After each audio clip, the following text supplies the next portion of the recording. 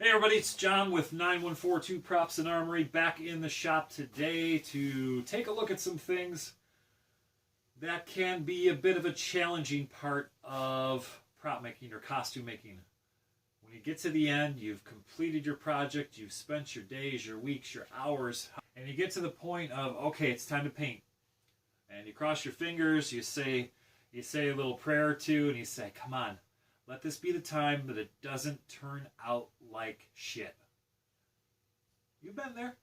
I've been there. We've all been there. So I got something that's going to help today. I finally took the plunge and started playing around with an airbrush for the first time ever, really. Picked one up a couple months ago. I'm going to give you a look at that, show you how that might be able to help out in the finishing of some of your projects, in case you've been wondering about one. These are all over the place. We're going to talk about some places to get them, where I got mine, show you some pluses, some minuses, and show you a little bit about how it works. So come on back. We'll get to that. I'm going to move things around. We'll get close up. We'll take a look, show you how it goes, what it is, and all that. Come on back. We'll get to it right now.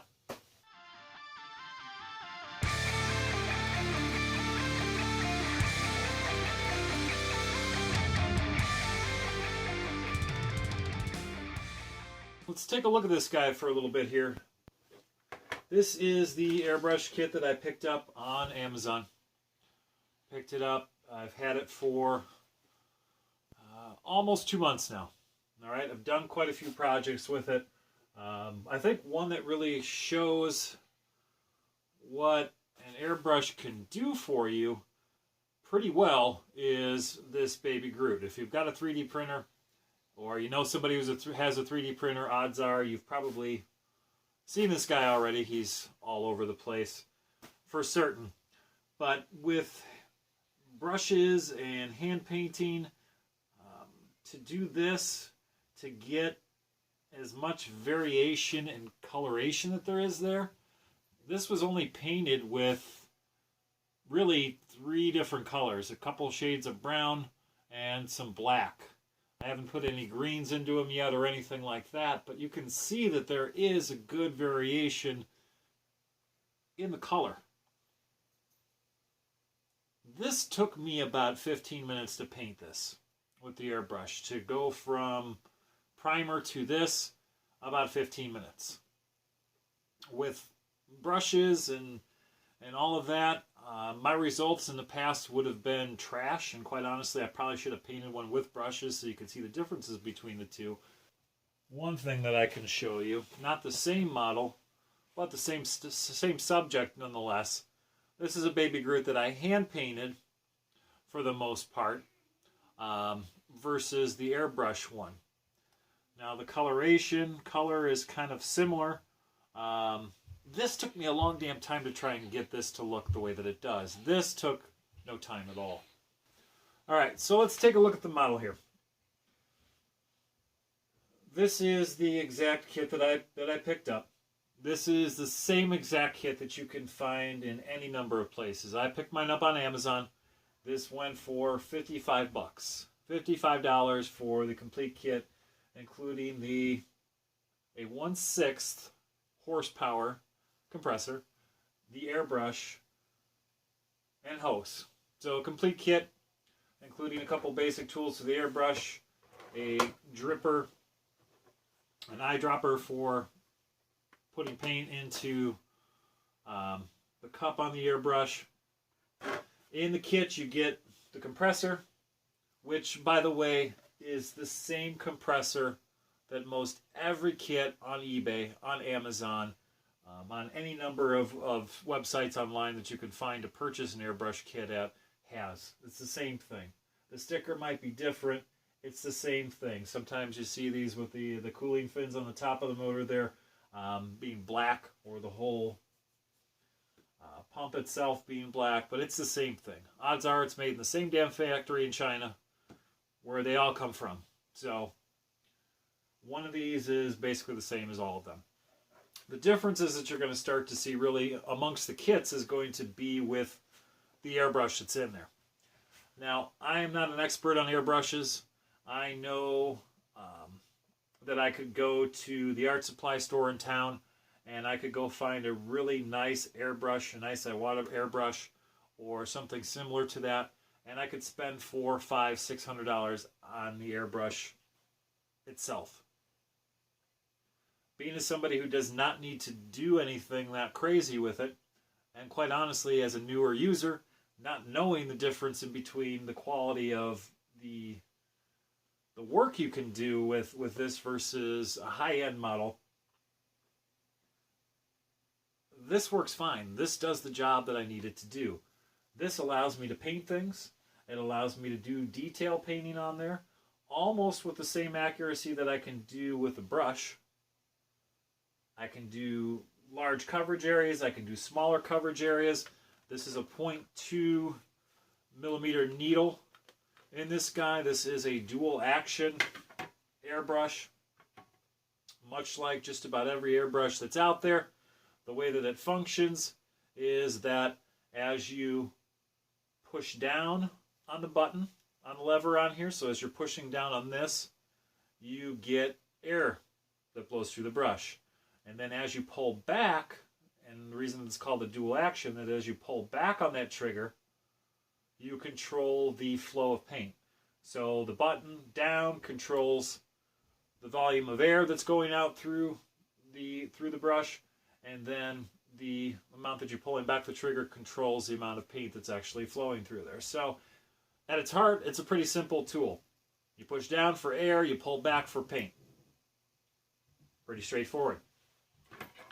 So the airbrush we hook up to the hose that's included with the kit.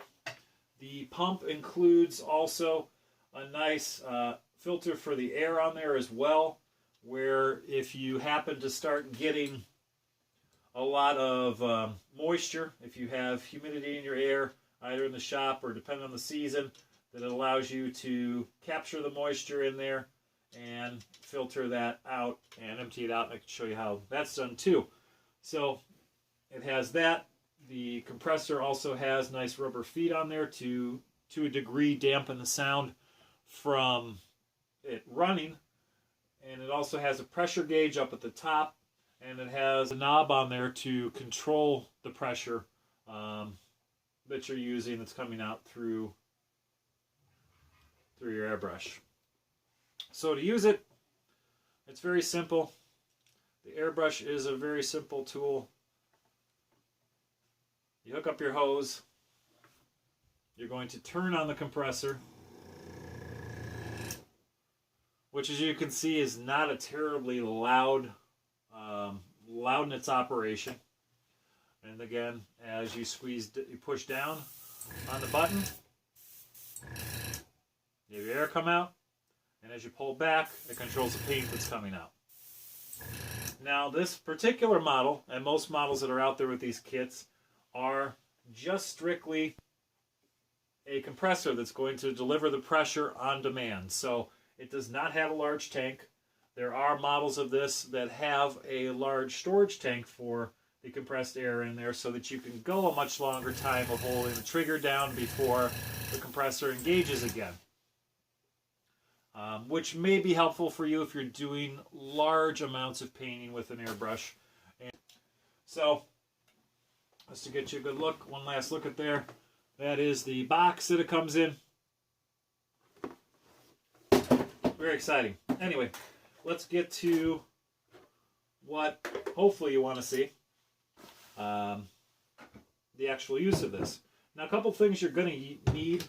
Obviously, you're going to need paint. And we could talk about the paint, and we could talk about a couple different things about the paint. You may want some thinner as well for the paint. Primarily, I'm going to be using the airbrush with acrylic paints. To get back to one of the reasons why I don't like spray painting is because I can't do it indoors. I live outside Chicago. We clearly have 4 seasons here.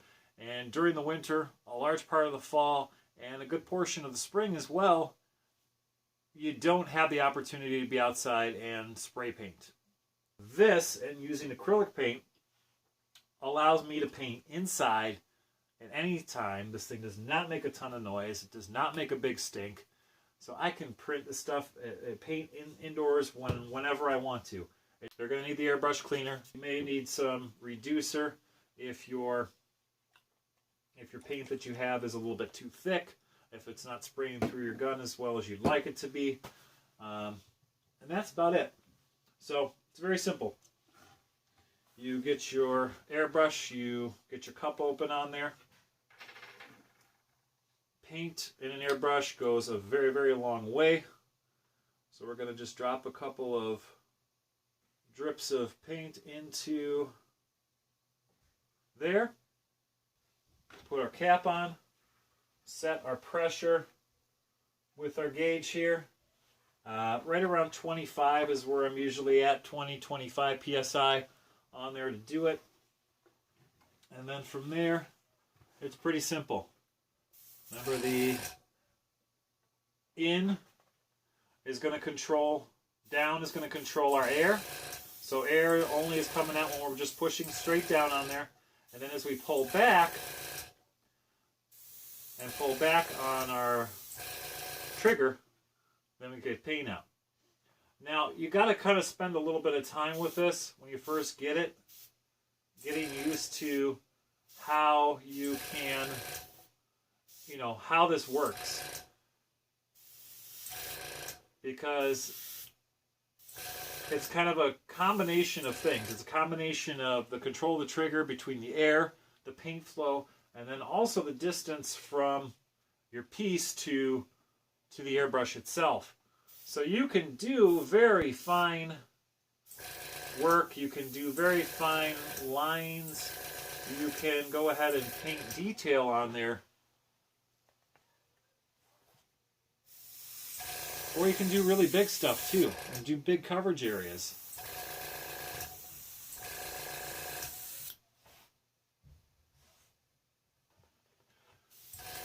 So using this at a basic level is really not hard.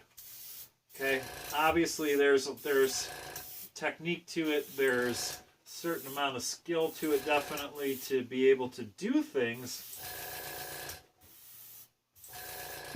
and make them look really nice.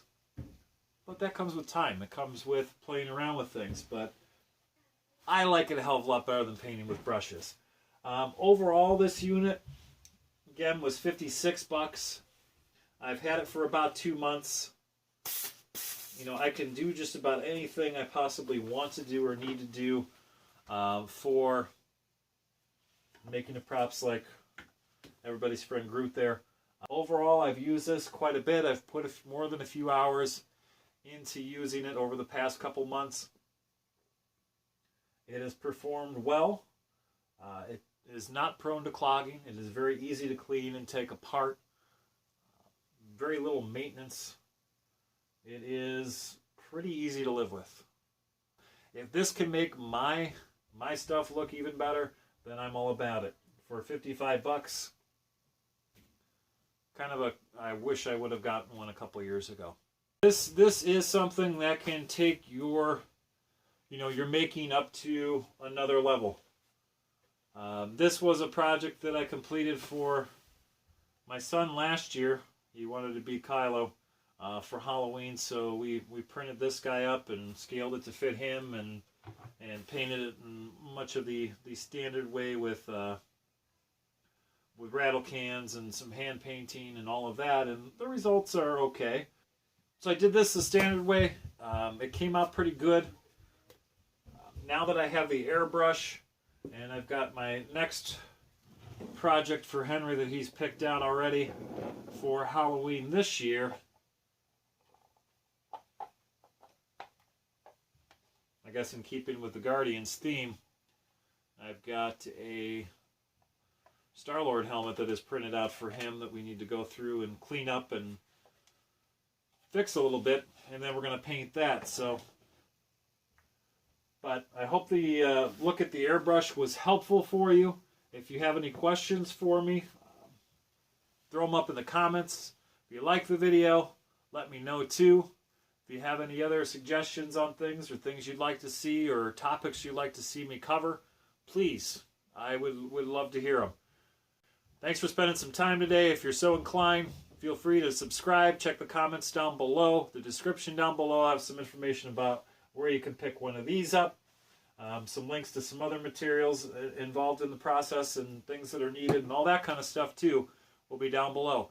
If you're so inclined, feel free, subscribe. I'd appreciate it greatly. Let me know with a thumbs up and your comments. I'm trying to go ahead and respond to all of those as much as I possibly can. I thank you for watching, and get back to working on your projects now. I'm going to get back to mine. Appreciate the time today. I'll see you a little later on.